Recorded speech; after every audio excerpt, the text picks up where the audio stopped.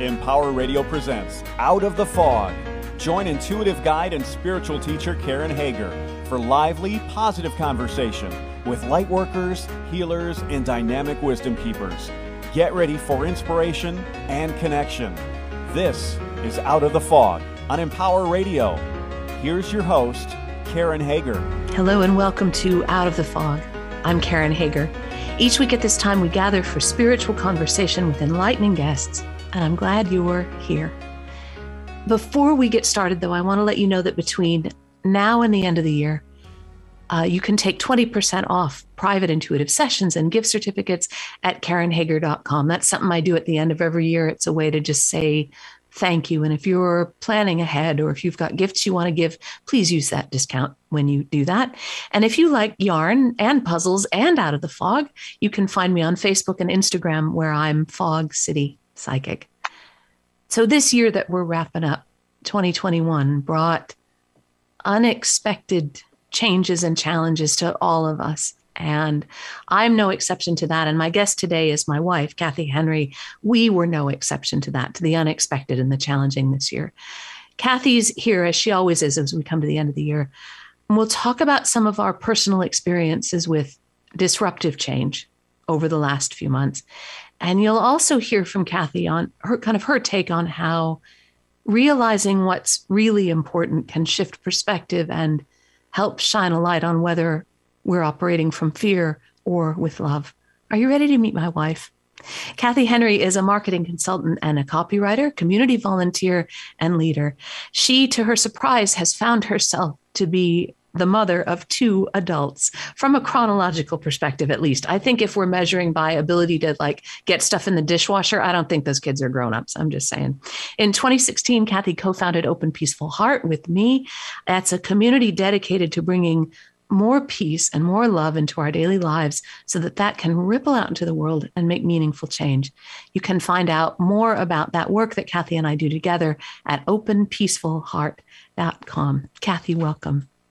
Thank you very much. It's good to be here. I always feel Christmassy doing this. Yes, it's feel Christmassy. The tree is up, right? Doesn't have any decorations on it, but it's up. But that's okay. So maybe those adults who used to be children, maybe they should decorate the tree. That's what Perhaps, yes.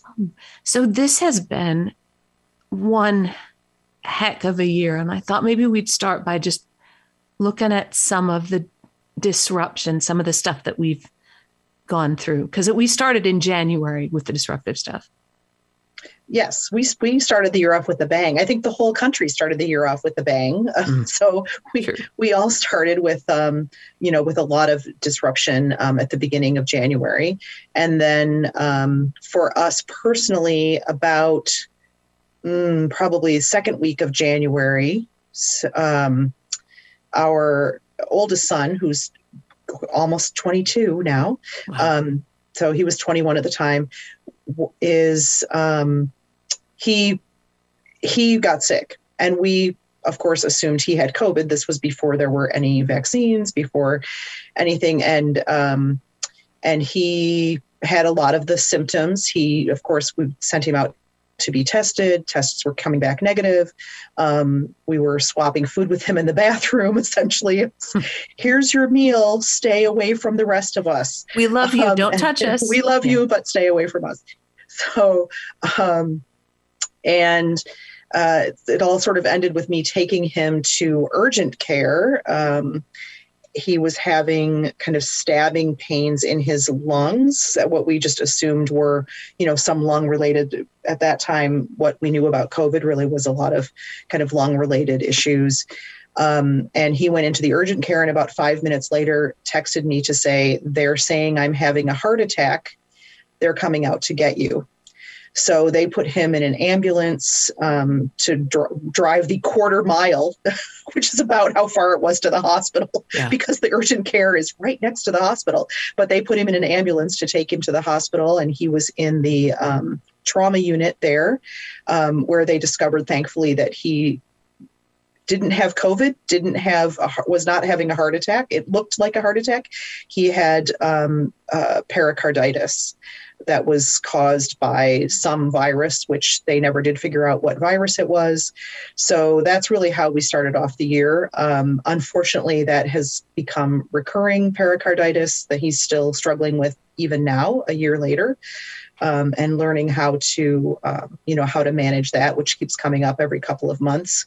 So that's really how we started off the year in January and February. So, and then around March, I stopped being able to walk very well. That was fun too. That was good. Yeah, I've always been January, graceful. February. So we just go month by month. Just month by month. February, I don't know. Maybe we took a nap. I can't remember. Well, no, Ben was still sick in February because he went back to the hospital because then his heart was racing. Right. Yes. And they wanted to put him in the ambulance again, but this time we'd kind of learned our lesson. We're like, no, we'll drive him the 1/8 of a mile or 20 feet. I think you can drive him across the parking lot. It'll be okay.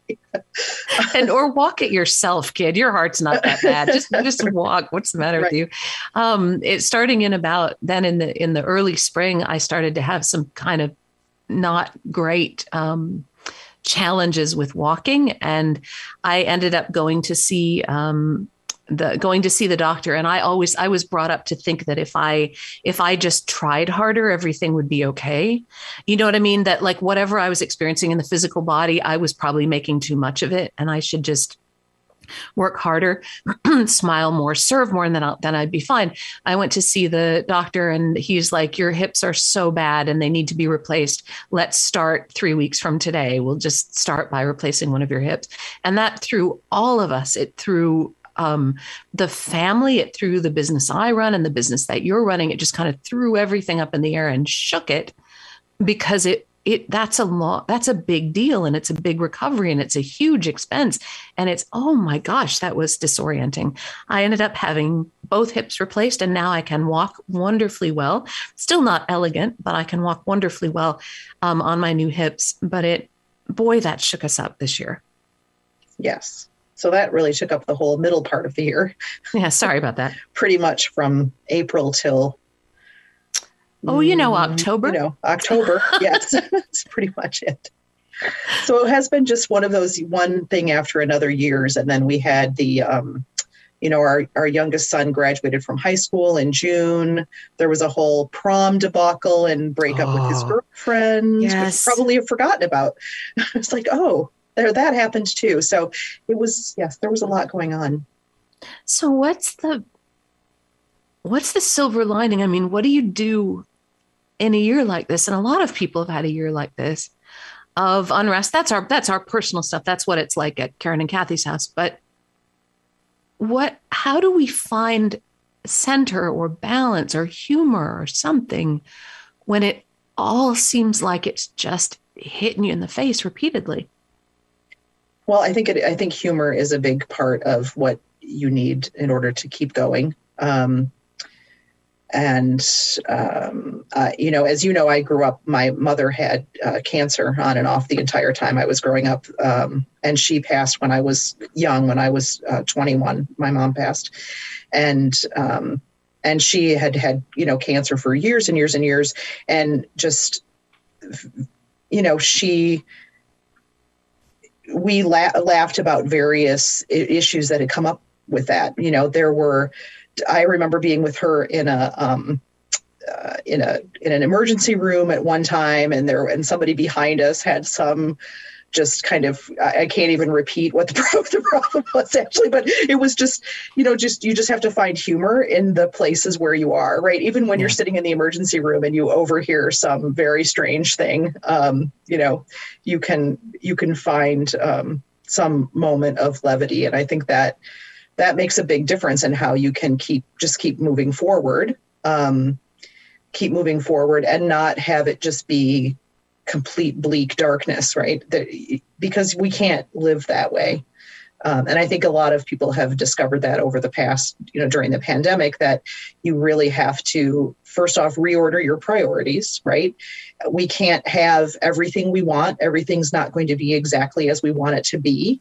And that's okay, right? It's okay. We'll all survive. There are things that we thought we needed that we don't really need, and that the things that we do need, which are connection, that there are ways that we can create those connections. I think one of the big, I feel like one of the big realizations that has come out of the pandemic for 2 years here is people realizing how much they need community and how much technology can actually help to create that community. I know in the communities that I've been involved with, we pre-pandemic, we had a lot of especially older people who are very technology shy and didn't want to have anything really to do with technology. And now, now that this kind of forced us into it, it's created new ways for us to be together, and it's created ways for us to be together across space. So, for example, at our church, when we have people who are, who are maybe away for the winter or something, they wouldn't be able to come to church. Well, now you can come to church because, hey, church is on Zoom. We can all see each other and still be together. So it's created new ways and made people more comfortable, I think, with different and new ways for us to be together. And I think focusing on that and family and what is really the most important thing to you, what are the most important things to do, and what are things that maybe you don't need to do. I think we're seeing a lot of that as well. You're listening to Out of the Fog, and I'm talking with Kathy Henry. You can find out more about Kathy and the work that she and I are creating together at openpeacefulheart.com. I was thinking as you were saying that about how that the laughter, the humor, the raising the vibration doesn't mean they think my son is having a heart attack. Isn't that funny? Right. It means finding that, because it's not funny. It's I can't describe what that was like. In the moment, it's horrifying. I can't describe what that was like, but it is a reminder of our resilience, like laughing with your mom in the emergency room. And I know that for myself, as I was going through those surgeries and just all the wacky medical stuff I've had over the years, there's something about how when it's all disruptive energy like this, when there's the challenge, that stepping into that humor, stepping into that higher vibration reminds me that even though I'm scared, that I am moving through this in chronological time. Whatever this is I'm moving through is finite. Even though I'm scared, I can move through it and come out the other side. And I think that's part of what humor does. And it's part of what that connection piece does. Like you were talking about the people who might have been afraid of technology.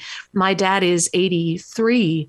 He FaceTimes now. He'll use Skype now. He can do a video call. Before the pandemic, he never would have thought of doing that. Something he was afraid to do, he moved through it. And you come out the other side a little bit stronger with a new skill because of it. It doesn't mean they think he's having a heart attack is good or fun, or that the hip thing is good or fun, but that you're stronger and more resilient than you know. Well, and like, for example, with your dad and with other older people, right? It's not that, wow, FaceTime, what a great replacement for in-person connection. However, it gives you another way to connect. So when you can't connect in person, and of course we're 2.5 hours away from him, so it's not like we can connect with him in person, you can still connect, right? You're even doing a little podcast with him, right? So, and that's a completely new thing for him. That's been introduced to him, and probably you wouldn't necessarily have done that were it not for the pandemic. That's true. And it is a way, anybody who wants to look up the podcast, it's called Hey, Did I Ever Tell You About? And it's really some of his reminiscences about being his 50 plus years of experience as a newsman and someone who'd covered courts in Michigan and Indiana.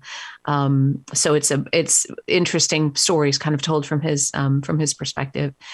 It was the pandemic, I think, kept us apart from each other in that way. But it also, you're right, it also helped us find kind of new ways of coming together. And one of the things I think about living with uncertainty and living with change is trying to stay open as much as we can to the fact that the change brings new possibility. Even if in that moment, we can't see what that possibility could be. We can't see any outcome other than bleakness or disorder, or that there really is something going to come out of this that will be different than where we are now. That's cold comfort when they're putting your kid in the back of an ambulance. Absolutely. Or when they're putting the mask on you to put you out for the surgery, right? Exactly. But when you can get some distance from it, it can bring some perspective. I don't know. What do you think of that?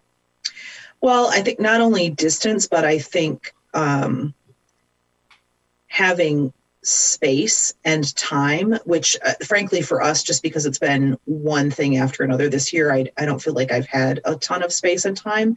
No. But I think what I see around me is people having kind of being forced to have more time, more space, and then what people are doing with that time, I think, is really thinking about what they're doing, what their career is, what their job is. Do I really want this job? Is this what I really want to do? I mean, this is where we're seeing so much disruption in employment in this country at the moment, right? Is because a lot of people have said, why should I have that? I'm actually, they're kind of reassessing themselves and seeing what is great about them, and also seeing about what it is that they really want, right? Because when we're going 24/7 and you're just working a gajillion hours a week and you're just going from thing to thing to thing to thing to thing to thing relentlessly, you never have time or space for that. And so part of, I think, this whole reordering of the relationship between employers and employees in this country is really based on the employees finally having a minute to think, why am I doing this job, right? I don't enjoy this. I don't want to do this. And so then they're going out and doing something different, which is exactly what people should be doing. But it does cause a great deal of disruption. However, I think ultimately, that's not a bad thing, ultimately. How do we, as we're looking at big decisions like that, do I quit my job? Do I stay or do I go? How can we balance risk and reward? How can we, yes, and maybe even like deeper than that, how can we figure out if we're acting from love or if it's our fear that's driving us? Because I feel, just from the way that I experience the world and the people that I talk to, I'm hearing a lot about people whose anxiety and behavior and everything is driven by fear. How can we balance our choices and evaluate our choices to try to make it so that love is driving the bus? Well, I think this risk-reward balance is where a lot of us are now, especially where we are with the pandemic, right? So we're at the point now where a lot of people have been vaccinated. A lot of us have had vaccines and boosters, and yet there are still a lot of people who are not vaccinated, and there are also still these variants coming up of the disease. So how do you, going to see family, right, which is an important thing to go do, how do you balance that risk with the reward of seeing your family? And right. I think that's one risk reward calculation that a lot of people are making. I know we've been making that in our family. Oh yeah, over Thanksgiving. Yes. Over Thanksgiving, and over, Ben is traveling to California, and we're now in a situation where our oldest son can't get a booster shot because of his pericarditis. They won't give him a booster shot. So, what do you do with that? And there are a lot of people in that situation who medically can't be vaccinated and can't be protected. So there's a lot of kind of risk reward calculation going on. I think in terms of looking at what helps, I think in terms of looking at your job and things like that is part of learning what you really need in terms of what, I don't know. So I'm just thinking back of when our oldest was a baby, and when I had a pretty high level executive job and was working a lot, and we had a baby at home, and I remember we were living in San Francisco at the time, and I remember flying to New York and offering someone a 3-day-a-week job with one of our key clients, and flying home and thinking, I should be offering myself that job. Why am I not offering that job to me? I want to work 3 days a week and be home with, and then figuring out, what do we really need to live on, and what's the most important thing? And the most important thing to me was being able to be home and have time with our son, and then with, later with 2 sons.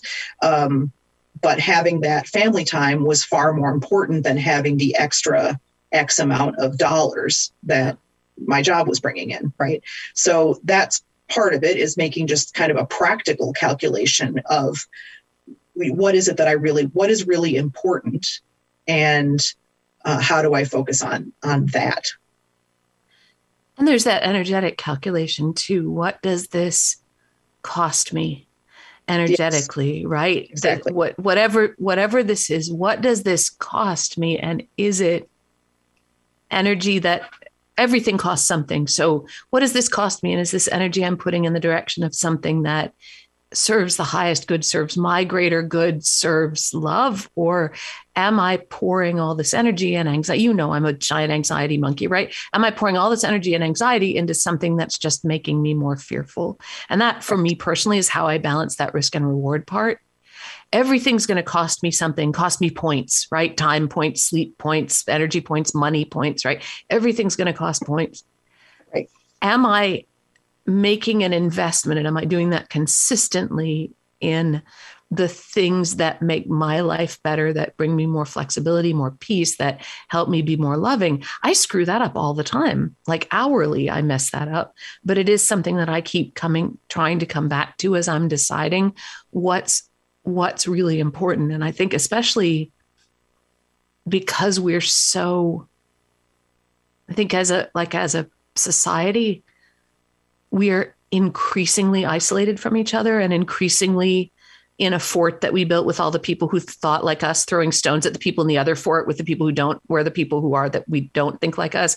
Yes. We've lost that calculation of, do I want to spend my energy on this? Is this creating connection, or is it creating division? Yes. And that is really the biggest part of the risk and reward, right? And I think this is one of the things that people don't really look at carefully, is what is what I'm doing now actually costing me? So it may look like I'm getting this big reward of either, if it's a career thing, I've got this reward of prestige and this extra money and, this position, but what is it costing me to have that? And is the cost actually greater than the reward? The reward may look really big, but it looks really big to other people. What does the reward look like to you? And I think that's one of the things, people get caught up in. It's the keeping up with the Joneses, right? Keeping up with what you think you're supposed to do. And I think we grow up being told, you're supposed to go to this college, study this thing, get this job, do this, there's kind of this progression that feels like gets laid out for some people, that isn't about what they really want. It's more about how things look. And I think that's a trap that really we fall into as well. There's that piece in there about what we will allow ourselves to receive.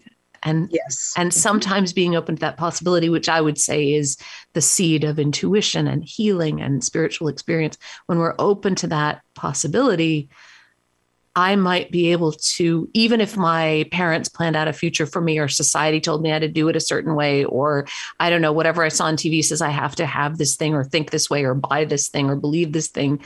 When I let myself just sit with myself and embrace that possibility, it lets me connect more closely with who I really am, what I really want, and what's important. What are the things that matter in this? I feel like in this year, this has been just one heck of a year, and I will celebrate it and also wave goodbye to it. Bye, 2021. Right. And I will celebrate it and be grateful for it. And I'm also open to what comes in the next year. For me, it's really helped me be so much more aware that I'm alive and glad to be here with the people I love, doing work that I love in a time that's so challenging. I think the important thing that you said out of that is that I will look forward to 2022, right? Yeah. Because a lot of times when we are in these constantly challenging situations where it feels like every time you turn around, it's some new, what fresh heck is this, right?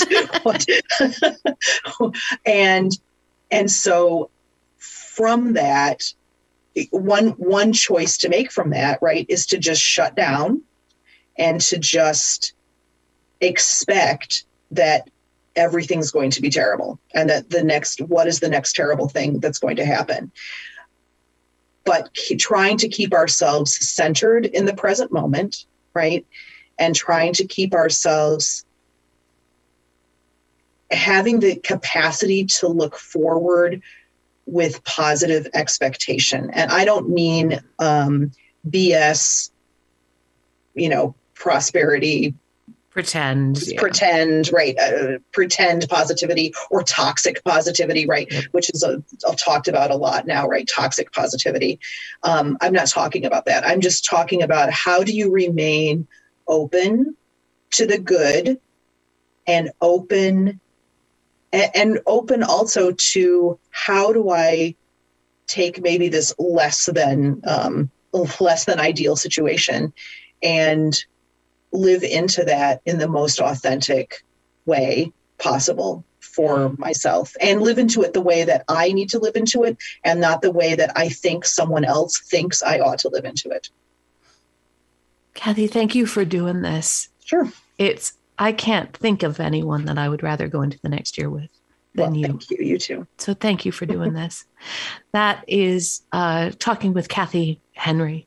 And you can find out about Open Peaceful Heart, which is a free monthly guided meditation that Kathy and I host at openpeacefulheart.com. You can sign up for reminders of our free monthly gatherings, which is not me and Kathy talking. It's guided meditations that Kathy writes beautifully and that I voice.